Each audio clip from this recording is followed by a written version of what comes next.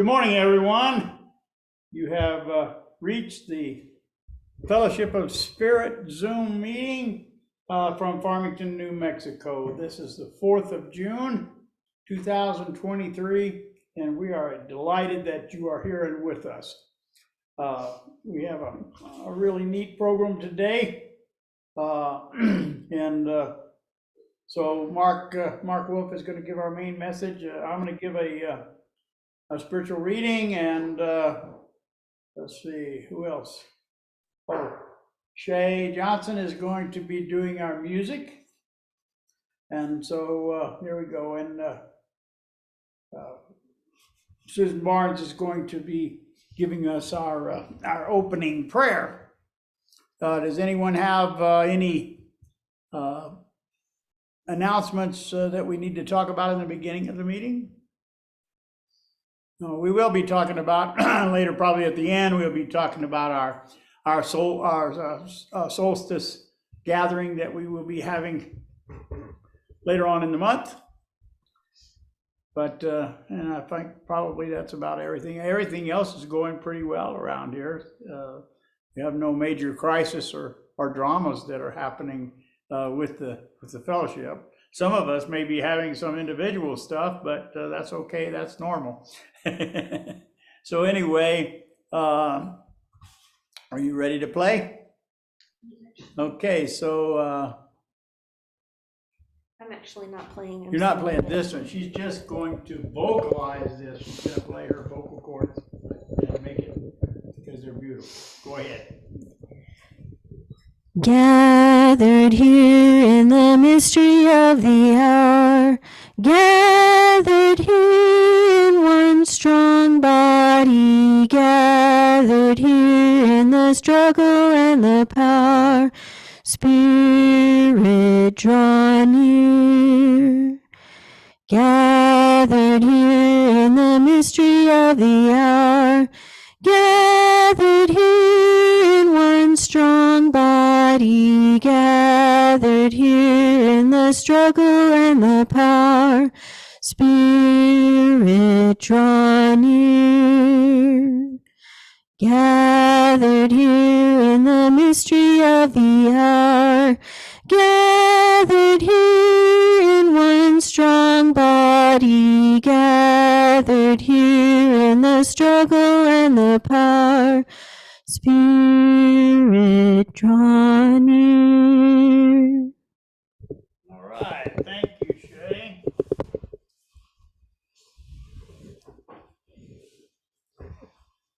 Susan, are you with us?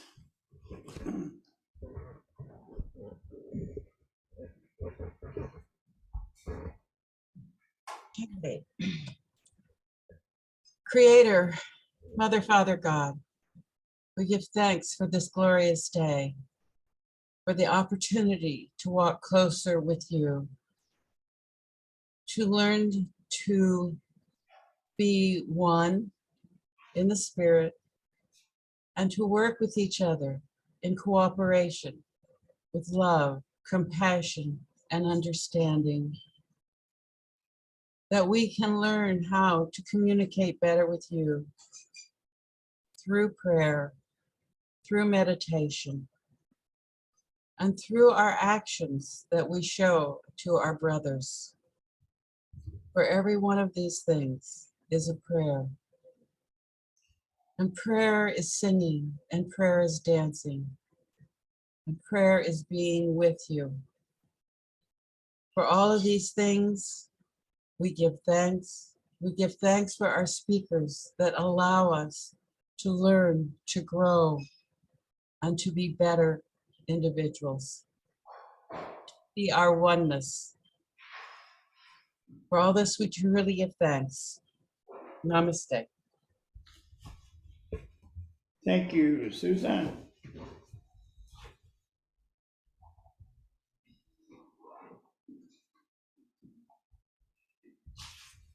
Okay, now Shay is going to play God Always Helps.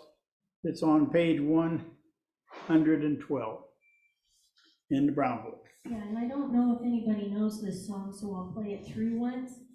and then we'll sing.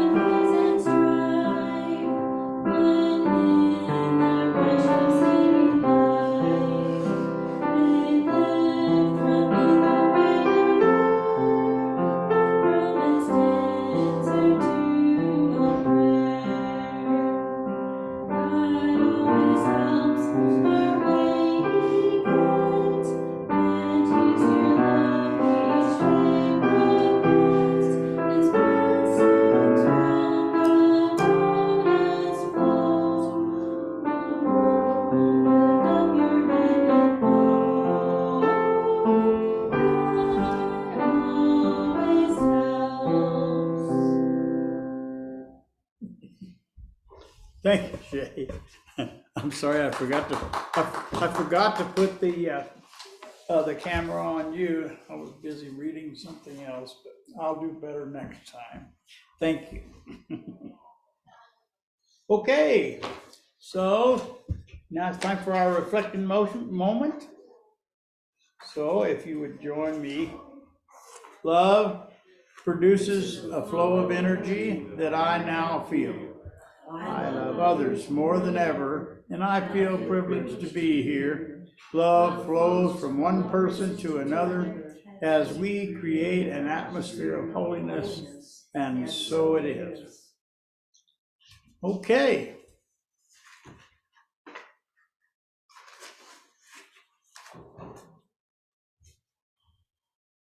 So, I'm reading from Conversations with God, Book 1. And I'm going to read the first part of chapter 7. It kind of goes along a little bit with our reading that we had this morning. Life is so scary and so confusing, I wish things could be more clear. And God says, there is nothing scary about life. You're not attached if you're not attached to the results. You mean, if you don't want anything, God says, that's right, choose, but don't want. That's easy for people who don't have anybody depending on them. What if you have a wife and children? God says, the path of the householder has always been a most challenging path, perhaps the most challenging. As you point out, it is easy to want nothing when you're only dealing with yourself. It is natural when you have others you love and only want the best for them. He says, it hurts when you can't give them all you want them to have, a nice home, some decent clothes, enough food. I feel as though I've been struggling for 20 years just to make ends meet and still have nothing to show for it. God says, you mean in terms of material wealth, in terms of just some of the basics that a man would like to pass on to his children? I mean in terms of some of the very simple things a man would like to provide for his wife. Neil Donald Walsh was homeless when he began this thing. He had nothing. I see, God says, I see. You see it as your job in life to provide all these things, but is that what you imagine your life to be about? Donald said, I'm not sure I'd state it that way. It's not what my life is about, but it sure would be nice if this could be a byproduct at least. Well, then let's go back. What do you see your life being about? That's a good question. I've had a lot of different answers to that through the years. God says, what is your answer now? Donald says, it feels as though I have two answers to that question. The answer I'd like to see and the answer I'm seeing. And what is your answer you'd like to see? I'd like to see my life being about the evolution of my soul. I'd like to see my life being about expressing and experience the part of me I love most. The part of me that is compassion and patience and giving and helping. The part of me that is knowing and wise, forgiving and love. Sound like you've been reading this book. Well, yes, it's been a beautiful book, all on the esoteric level.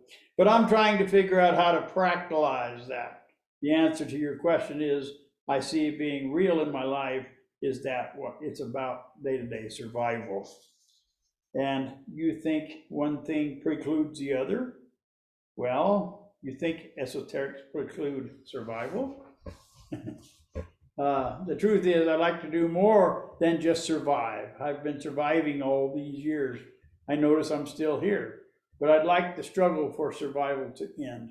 I'd like to see getting by from day to day is still a struggle. I'd like to do more than just survive. I'd like to prosper.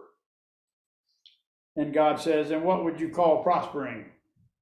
Having enough that I don't have to worry about where my next dollar is coming from, not having to stress and strain just to make the rent or handle the phone bill. I mean, I hate to get so mundane, but we're talking real life here, not the airy-fairy, spiritually romanticized picture of life you draw throughout this book. Do you hear a little anger? Do I hear a little anger there, God says? Not anger so much as frustration. I've been at the spiritual game for over 20 years now, and look where it's gotten me. One paycheck away from the poorhouse. And now I've just lost my job, and it looks like the cash flow has stopped again. I'm getting really tired of the struggle. I'm 49 years old, and I'd like to have some security in life so that I could devote more time to God stuff, to soul evolving, evoluting, etc. That's where my heart is, but that's not where my life allows me to go. God says, well, you said a mouthful there, and I suspect you're speaking for a whole lot of people when you share that experience. I'm going to respond to your truth one sentence at a time so that we can easily track and dissect the answer. You have not been at this spiritual game for 20 years. You have been barely skirting the edges of it. This is not a spanking, by the way, it's just a statement of the truth. I'll conclude that for 2 decades you've been looking at it, flirting with it, experimenting now and then, but I haven't felt your truest commitment to the game until you just recently. Let's be clear that being at the spiritual game means dedicating your whole life, your whole mind, your whole body, and your whole soul to the process of creating self in the image and likeness of God. This is the process of self-realization about which Eastern mystics have written. It is a process of salvation to which Western theology has devoted itself. This is a day-to-day, hour-to-hour, moment-to-moment act of supreme consciousness. It is a choosing and a re-choosing every instant. It is ongoing creation, conscious creation, creation with a purpose, and it is using the tools of creation we have discussed and using them with awareness and sublime intention. That is playing the spiritual game. Now, how long have you been at this? So, I don't know, I think I can relate. I think maybe some of us can too. So that's all I have. Namaste. All right, so Shay has another song. Heavenly Father, grant thy blessing, number 67. And I'll play through this one once before we sing the first verse.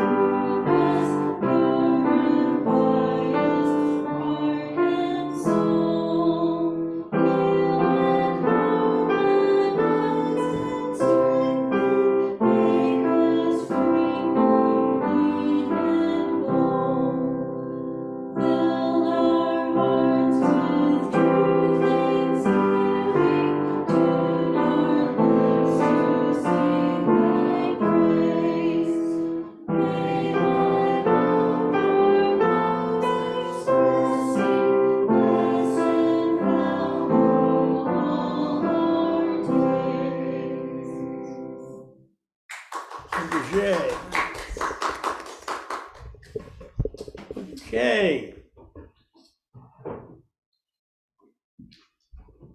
Mark Wolf is our speaker today. Mark, can you at some point send me an updated resume? I mean, your introduction thing. I'm having everyone to send me a new one, and perhaps a new picture also. I've just been using the same old pictures, recycling them, and I'd really like to have new pictures to put on our YouTube posting. So here we go. Okay. Here's our brother Mark from Kentucky. Let's welcome him.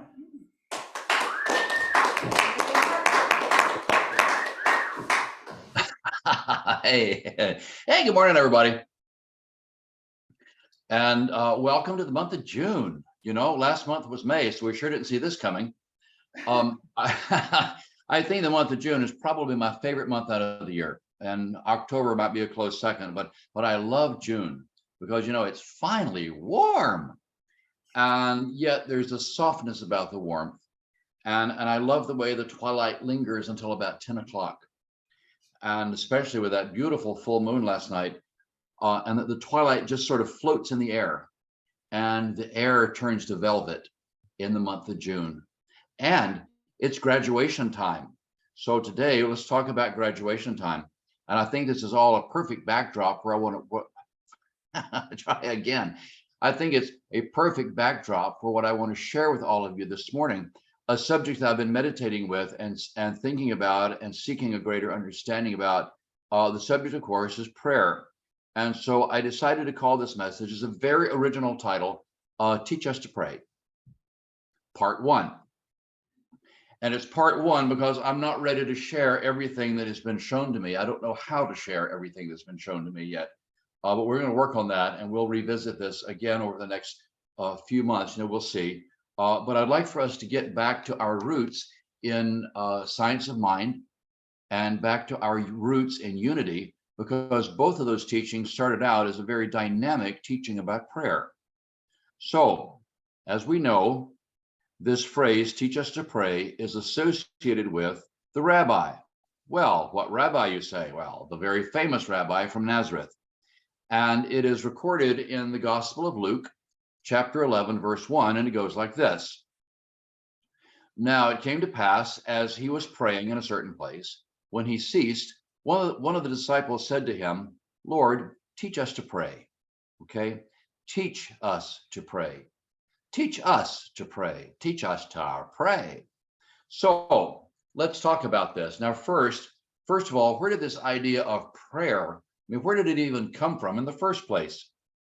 The first prayer that's explicitly recorded in the Bible is in Genesis chapter 18, or in the Torah, meaning the Jewish scriptures, and it's found in Genesis 18. And Abraham is praying for mercy for the people of the cities of Sodom and Gomorrah. Now, we might expect to read something like this. Please, God, I ask you to be merciful, and I plead with you for the people of the cities of Sodom and Gomorrah, and please, I ask you to have mercy on them, and I beg you, God, please spare them. Now, we might expect something like that, because that's sort of the way that prayer sounds, and the way that we've really become accustomed to hearing it. But that's not what we find. Not at all. Okay? Because when Abraham learns that the cities are going to be destroyed, and we're looking at Genesis 18, chapter 18, starting in verse 23, Abraham says to God, would you also destroy the righteous the same as the wicked? In other words, Abraham is not asking. Okay? And ordinarily we think of prayer as an act of asking, and yet that's simply not what we find here. When it appears that God is going to bring destruction to the cities, Abraham looks at what is and takes issue with it. Basically, Abraham is saying, seriously? You're going to do what? You're going to destroy righteous people the same as wicked people? Well, that's not acceptable. You can't do that. And so Abraham continues to take issue with God. And Abraham continues to declare that what appears to be is simply not acceptable. And each time Abraham has an issue, God agrees, so that what appears to be changes. Abraham never asked. He declared what should be until what appeared to be changed. Now, it's interesting to me that the first explicit mention of prayer in the Bible, essentially our first lesson in prayer, does not teach us to ask. It teaches us to declare. Now, in this first explicit lesson in prayer, Abraham is telling us four things.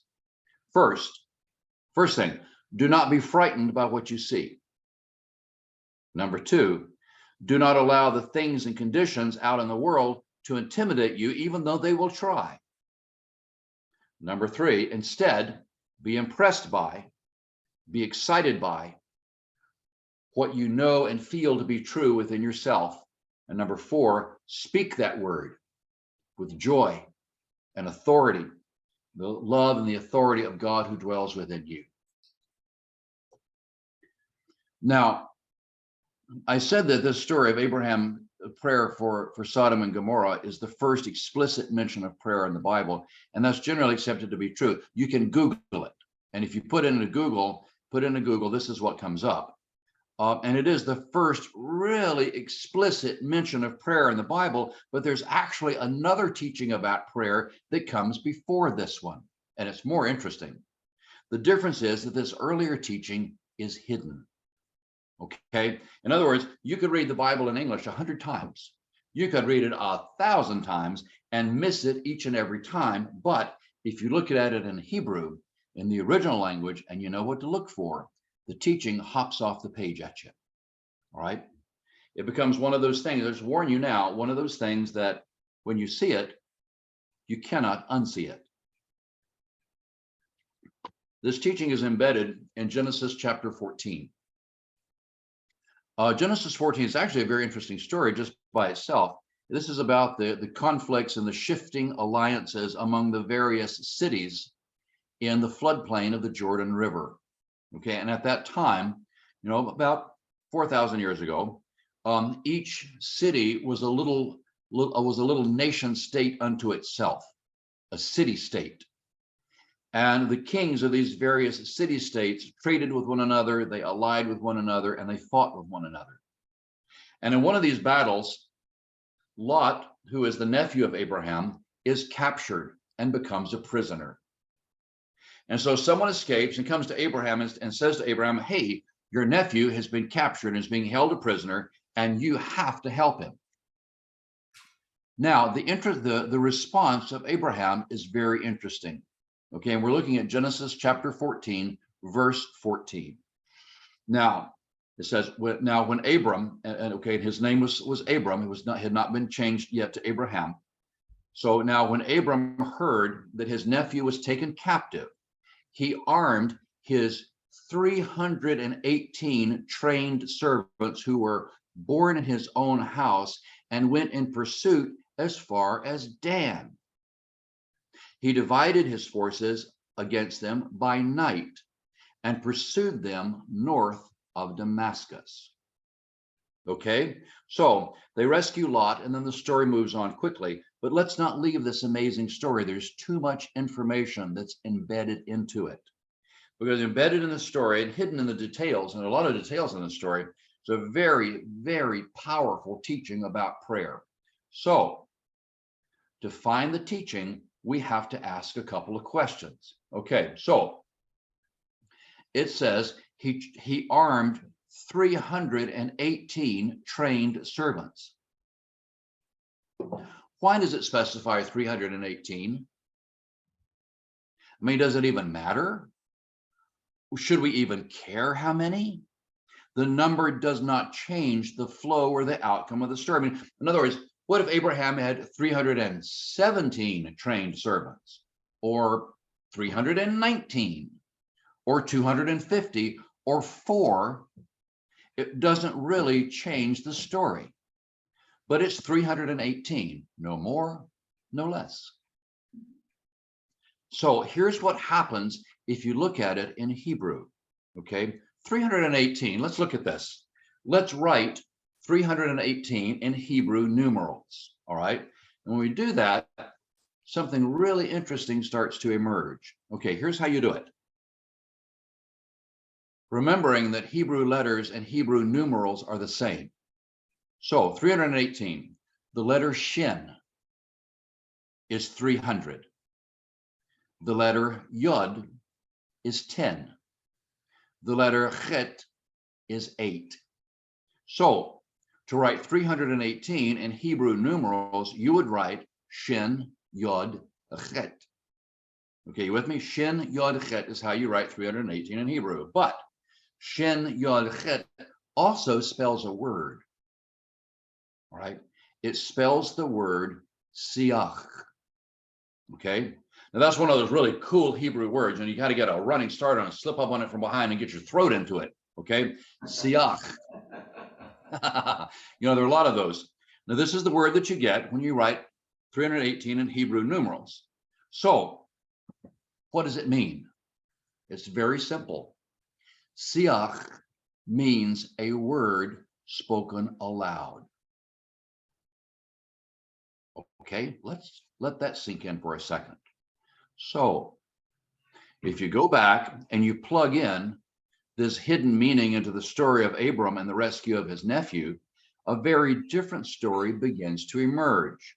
Let's listen to the two versions side by side. And as I said, once you see it, you will not be able to unsee it. So here it is. Now, when Abram heard that his nephew was taken captive, okay, this means that something negative has occurred. All right. And Abraham does not accept the negativity. So he armed his 318 trained servants who were born in his own house. Now, we saw that 318 means a word spoken aloud, but who are the trained servants born in his own house? And who cares where they were born? Okay, listen. The trained servants born in his own house are his intentions coming from within his own heart. Starting to make sense? Now, there are 5 elements to the rest of the story. Here they are. Number 1, they went in pursuit as far as Dan. I said, okay, what is Dan? Well, it's a Hebrew word, okay? It means judgment, like a sentence handed down from a courtroom, okay? In other words, the light of Abraham's intentions, embodied in his spoken word, pursued the negative conditions, and then passed judgment on them. Listen to what comes next. Number 2, he divided his forces. And division is always symbolic of judgment because division is the opposite of unity. Number 3, when did Abraham divide his forces?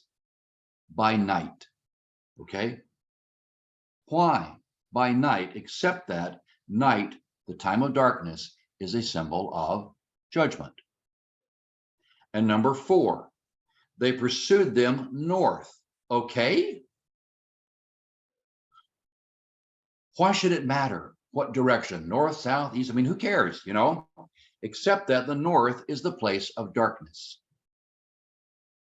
Okay? In other words, lacking the light of the Creator. And number 5, not just north, but north of Damascus, which is already north of where they were. So we have another symbol of darkness and a lack of light. And in Jewish mysticism, the number 5 carries with it the idea of being separate from the kindness and mercy of the Creator. 5 has with it the idea of a judgment handed down from above. So what is the story actually telling us now? Here it is. When faced with negativity, Abram did not accept that negativity. In other words, the appearance of something bad. He did not accept the negativity as having the final word. Instead, he tells the darkness and negativity, no, not acceptable. How? Siach 318. Abraham spoke aloud his intention from within his heart, and the light contained within Abram's words of intention then pursued the darkness. And if the light pursued the darkness, that means the darkness ran away. Right? The light brought judgment. Okay, what does that mean? It means that when the light encountered the darkness vanished just as if it had never been there in the first place. It's like you turn on the light in a dark room. Okay, you turn on the light in a dark room. Where does the darkness go? It slips out the window, right? It doesn't go anywhere. All right, because bringing in the light simply reveals that the darkness was not ever really a thing in the first place. It was only a temporary condition. Now you don't have to pray to God to take away the darkness. No, please God, take away the darkness in the room. Please, we just beg you, take away the darkness in the room. Say, no. So no. The power to remove the darkness in the room is literally in our own hands. It is literally at our fingertips. You go and you flip on the light switch. All right, just turn on the light switch, and the darkness vanishes. Now, what are some things we can notice about this story? It is a teaching of prayer, but listen, Abram never prayed to God. He never prayed to God, please God, save my nephew Lot. 318 trained servants. Abraham spoke the word aloud, siach, from within his own heart, and the light knew how to do the rest.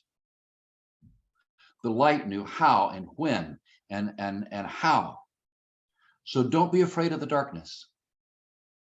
All right?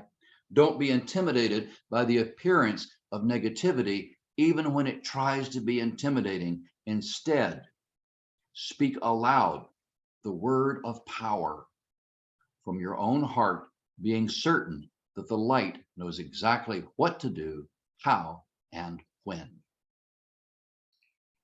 Now, we've seen this teaching from Abraham. Now let's look at it from Moses.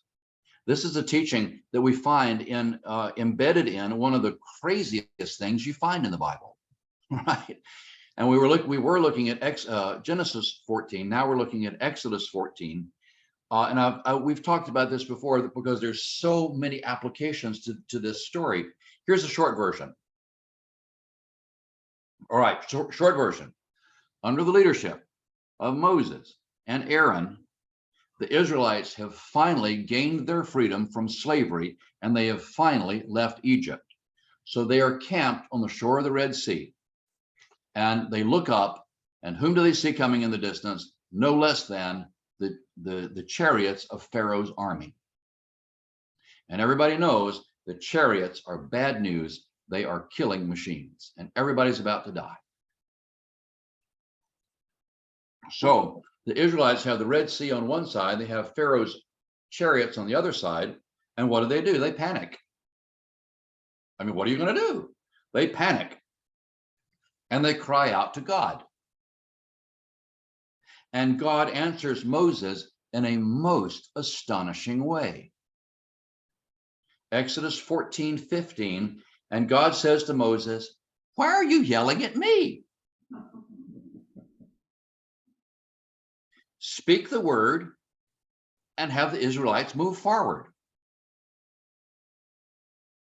Speak and move forward. It's like the story of Abram and his nephew all over again. Don't accept the negativity. Okay? Don't let conditions and appearances have the final word. Speak your word of intention from your heart and move forward, being certain that the light of God knows what to do, when, and how. Be certain that the light of God agrees with you. I mean, isn't that amazing? Isn't that amazing? The light of God agrees with you. Okay? It agrees with you. Darkness and negativity do not get the final word. The darkness, the negativity, the fear, all of that has no power until we give it power. And when confronted by light and faith in the light and certainty within our own heart, they will run away. They will run away just like they did in the story of Abram's 318 trained servants. Now, let's move on. We looked at Abraham, we looked at Moses. Now let's look at the rabbi. What rabbi, you say? Well, I'm glad you asked. The very famous rabbi from Nazareth. And if we look at the Gospel of Mark, chapter 11, verse 23, we find a teaching that is both very, very familiar, and yet when you get to the bottom line, it's also very difficult. And here it is. The rabbi says, "Have faith in God. For assuredly I say to you, whoever says to this mountain, 'Be removed and be cast into the sea,' and does not doubt in his heart, but believes that the things he says will be done, he will have whatever he says." Okay? We've heard all that before. But today we're going to listen in a new way. We're going to connect the dots in a new way. Okay? Whoever says to this mountain. In other words, we go back to the 318 trained servants. Siach, a word spoken aloud with faith in the authority of God within, makes the darkness run away. Whoever says to this mountain, this takes us back to Moses and the Red Sea, and God says to Moses, "Why are you yelling at me?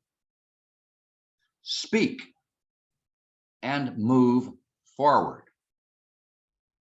Now we notice the rabbi did not say, whoever prays to God and asks for the mountain to be moved and asks every day for the mountain please to be moved. may eventually see the mountain move. No, listen. Whoever says to this mountain, believing and with certainty, will see it happen. The rabbi was teaching the story of the 318 servants. The rabbi was teaching the story of Moses and the Red Sea. The rabbi was teaching from the book of Proverbs too, by the way.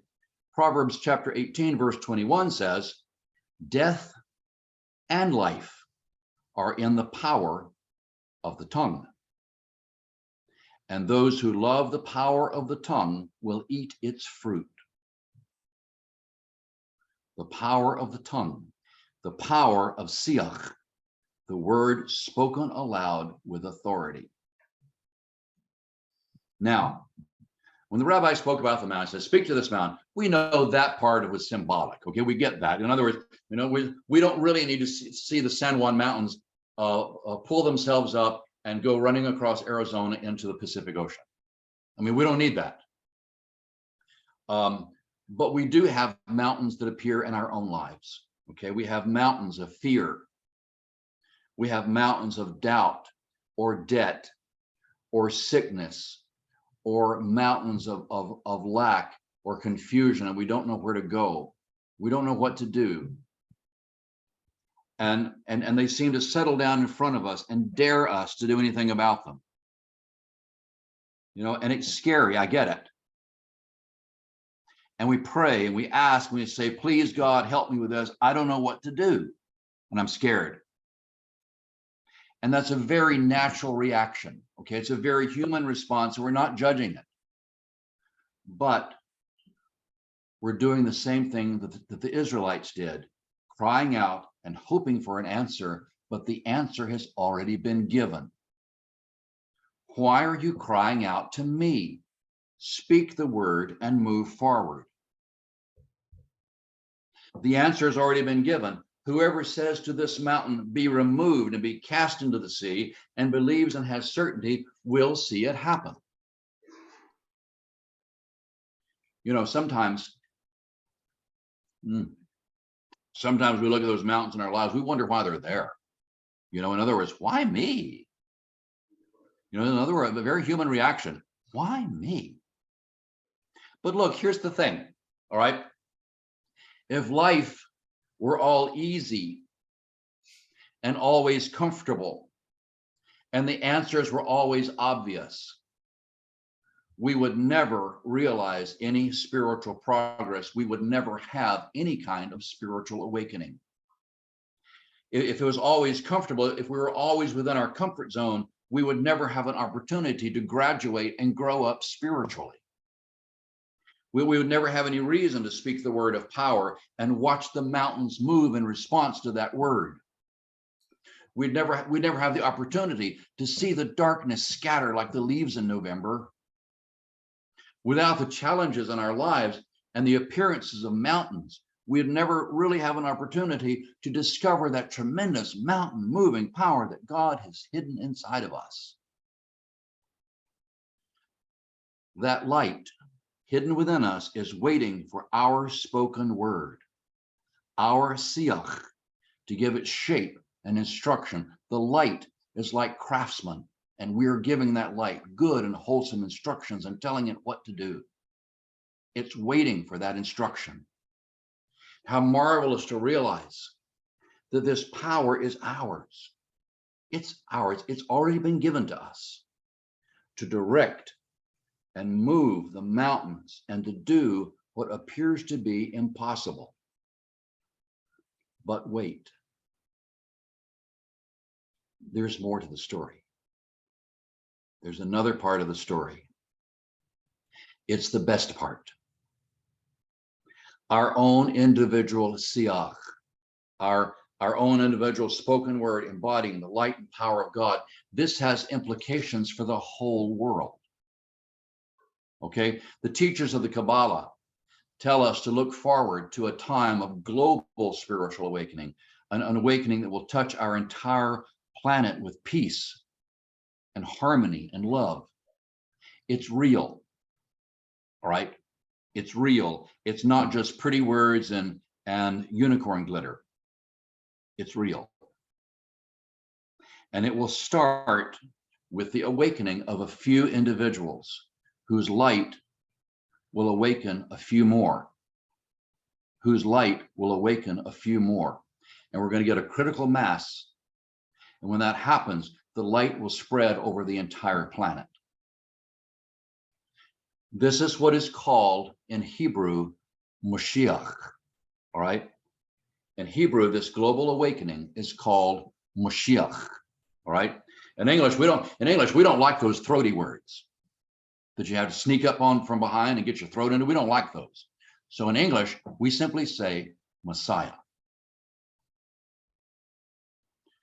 To get Moshiach, we start with Siach, okay? To get Moshiach, we start with Siach, our spoken word embodying the mountain moving light of God.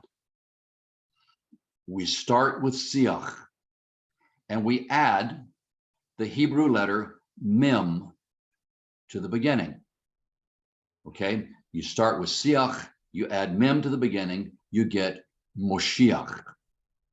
So, what is Mem? Well, Mem is water. And water is the loving kindness of God. In other words, the love and the kindness, the mercy of God added to our spoken word of power is Mashiach. But how do we make it go global? Here's how we do it. It is through the power of water. All right? Actually, more specifically, through the power embedded in our tears. It's said that when we cry tears for ourselves, we close up the gates of heaven. In other words, when we cry tears of self-pity for how bad it is for us and how sad we are, and we cry for our own lack and our own pain, we close the gates of heaven. But when we cry tears for the pain and the loss and the suffering and the burden and the suffering, the fear and the pain of others, then our tears open the gates of heaven so that all of heaven's blessings are freely given to us. In other words, when we feel the pain of others and we share their burdens, we feel pity and mercy for them. And we talk about love one another as yourself. Love your neighbor as yourself. Okay. Well, what does that mean? How do you do that? Feel their pain. Share their burden. Share and feel their sorrow. And see the beauty in them, just the way they are, without judgment. Then we're adding the letter Mem to Siach and awakening ourselves and awakening the whole world. When we love one another, we care for one another. We love one another as ourselves by feeling their pain and their sorrow. We're actually empowering our own spoken word of power, but contributing as well to the awakening of global Mashiach. That's so exciting to me. So, teach us to pray. Abraham looked at the negative appearances and says, nope, not acceptable. And God told Moses, don't yell at me. The power is yours. The word is yours. You must begin. The rabbi said, don't be afraid of the mountain. Speak to it and remove it. No asking involved. The bottom line is, we're talking about graduation. To graduate from a consciousness of asking and hoping for an answer. And we graduate into a consciousness of making a decision and speaking the light within, which is to command the elements. Feeling and loving other people with love for one another, we will accomplish a worldwide transformation, blessing ourselves and everyone else. This is what it means to teach us to pray, but this is just part one. Ron, back to you.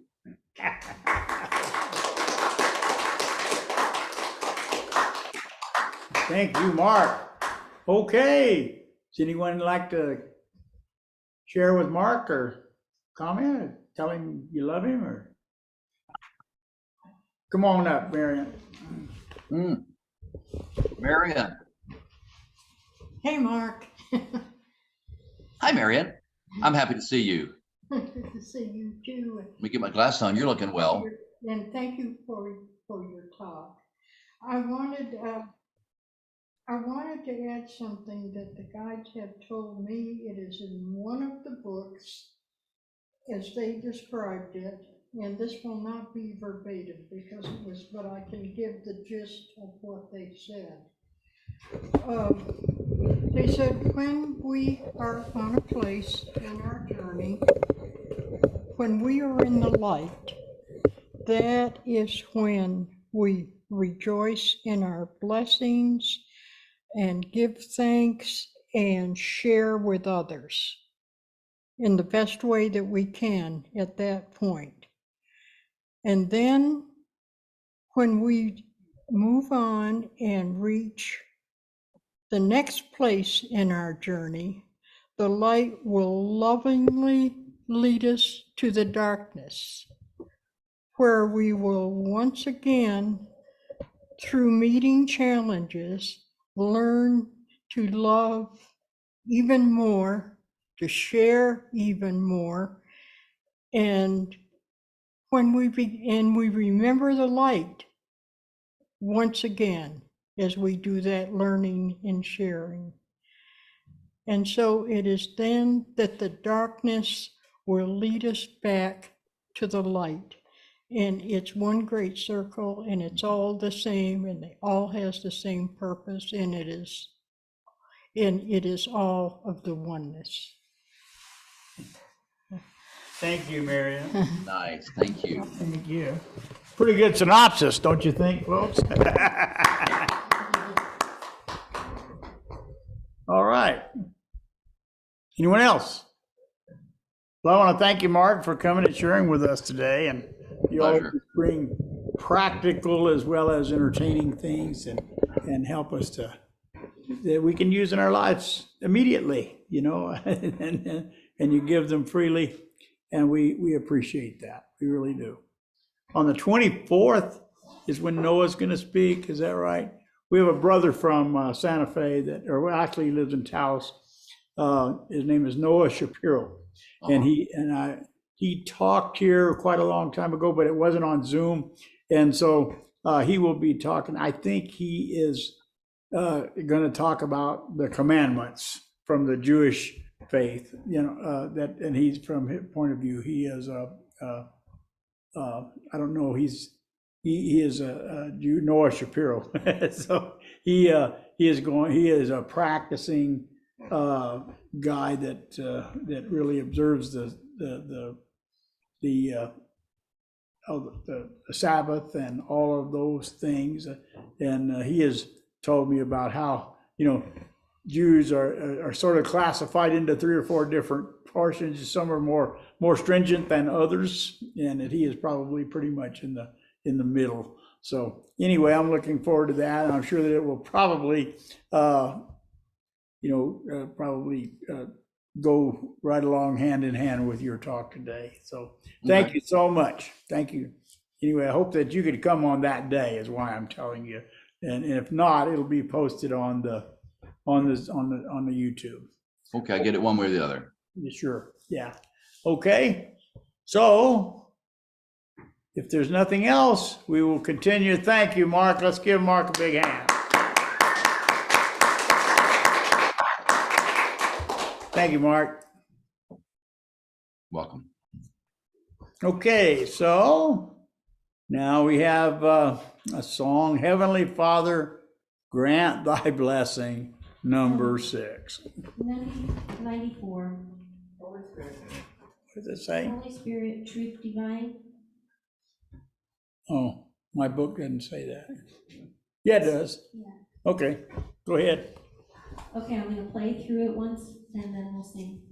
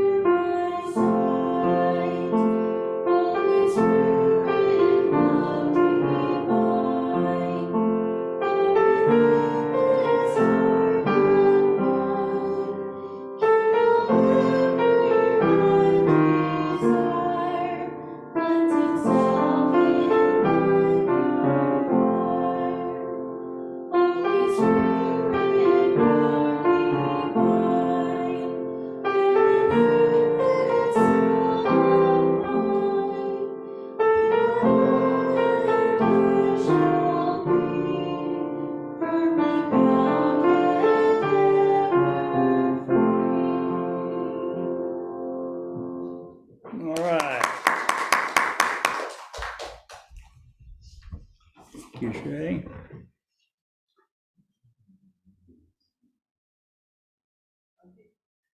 So, that's all the singing. I finished this up. Okay, that's great. Now we're going, Bill, would you come forth for the abundance, the celebration? Yes, I will.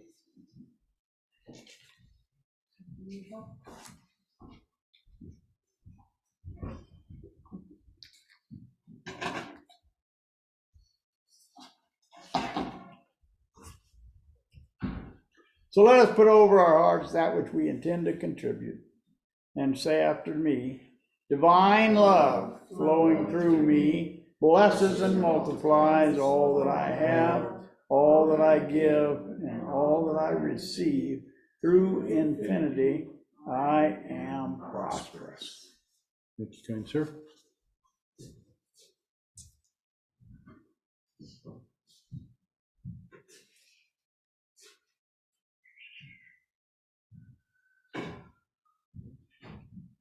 Well, today we're going to have our monthly potluck. We wish that you were all here with us. We do. We will think about you as we eat that scrumptious food.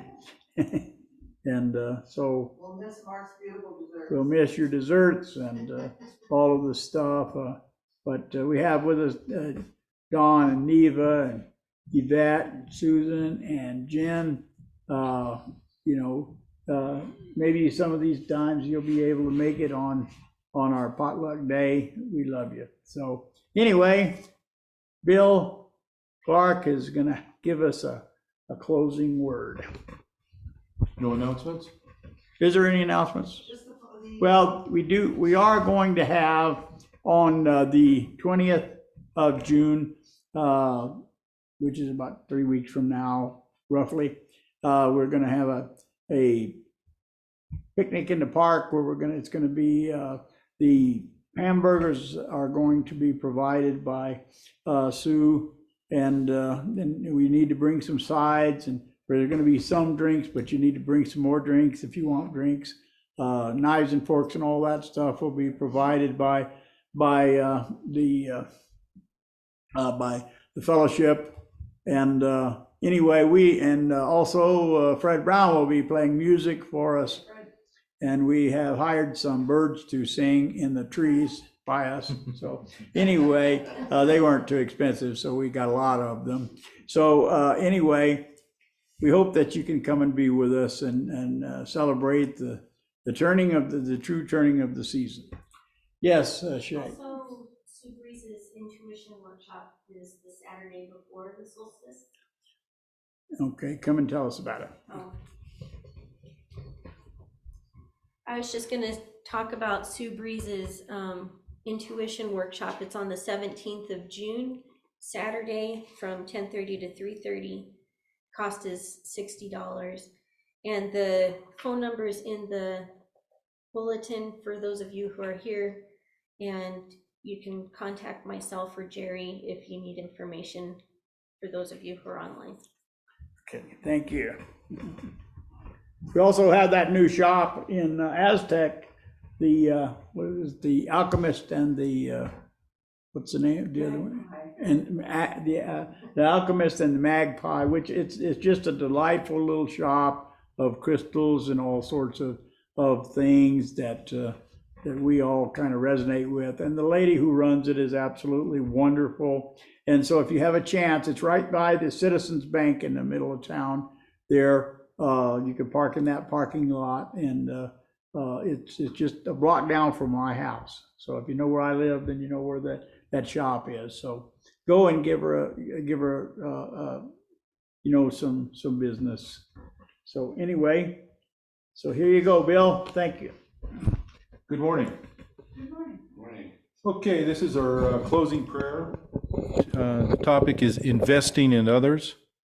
Time and money spent in helping men do more for themselves is far better than mere giving. Henry Ford. Giving money to help a problem in society does offer a temporary fix. To give in a way that equips and transforms an individual in need is the beginning of a real change. It requires more creativity and often more time and effort, but it is far more rewarding and involved. And I guess what that kind of makes me think of, I'm kind of going ad lib here, is the old story about you teach a man to fish, he has food for today. You teach a man, or you give him a fish, he has food for today. You teach him how to fish, it takes more time and effort, but then he has that skill for his life. It requires more creativity and often more time and effort, but it is far more rewarding for all involved. Whether we decide to give of our time through mentorship or pro bono work or research charities until we find one that empowers people it serves, those extra efforts reap a valuable harvest. And the resolution is, I will invest in other people in ways that affect a lasting change. God bless, and everybody have a great week. Thank you, Bill. Okay. If you come forward, we're going to sing us out of here. And y'all, I'm sure, tired of looking at me, so I'm going to turn this around. If we don't have Steve's. Will you lead us, Fred? 1, 2, 3. God bless America, land that I love. Stand beside her and guide her through the night with the light from above. From the mountains to the prairies, to the oceans white with foam. God bless America, my home, sweet home. God bless America, my home, sweet home. Weave us together, weave us together in unity and love. Weave us together, weave us together in unity, and yes, there is peace on earth, and yes, it begins with me. Yes, there is peace on earth, a peace that was meant to be, with God as our power, family all are we. So let us walk with each other in perfect harmony. And yes, peace begins with me. Yes, this is the moment now. And with every breath I take, Let this be my joyous vow, to take each moment and live each moment in peace eternally. Yes, there is peace on earth, and yes, it begins with me. Well, pick you up. And may God bless you and keep you until we meet again. Too tall people. All right, Yeah. all right. I saw the picture. Thank You you. were smiling. Good to see you, Brad. So, Mark, it's good to see you. Thank you for coming. It was a wonderful message. you been over to Really see good Sharon? sermon. I really liked it. Thank you. New place? I love it. Did she get moved? So, are you doing okay? I'm fine. I'm gonna turn off the recording now. Where are you? Anyway, Place.